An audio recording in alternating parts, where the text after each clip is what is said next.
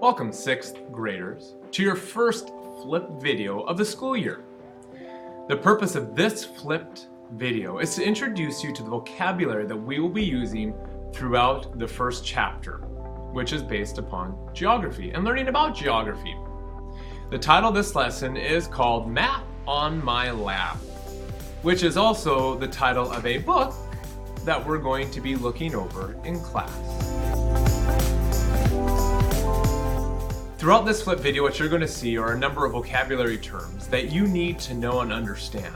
Now, I'm not going to go through and actually define them in this video, but what I am going to do is I'm going to show you some pictures that hopefully will help you draw a connection between the word and the actual definition when we learn more about it tomorrow. Now, you may find that you know some of these words, such as a cartographer. We also have the definition, the vocabulary word of map and of globe. Now, I think you probably know what a map is, and you probably have a good idea of what a globe is. But looking at this picture of a cartographer, what might a cartographer be or do?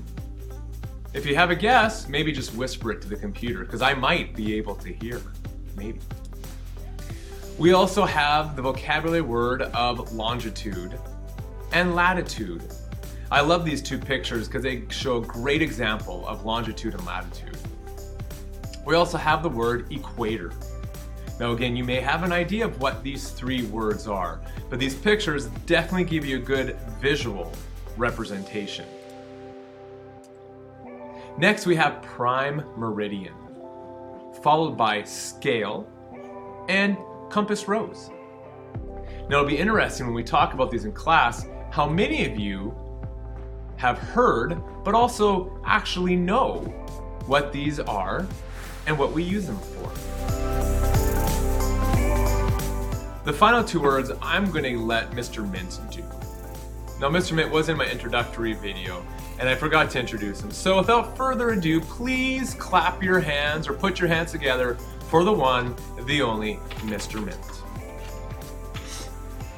Thank you, Mr. Volkman.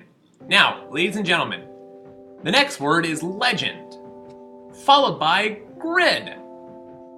Tomorrow, you will learn a little bit more about what we use a legend for, but also what we use a grid for. I'm going to give it back to Mr. Volkman for some ending remarks. Thank you for being such a wonderful audience. Well, thank you, Mr. Mint. He does do a wonderful job.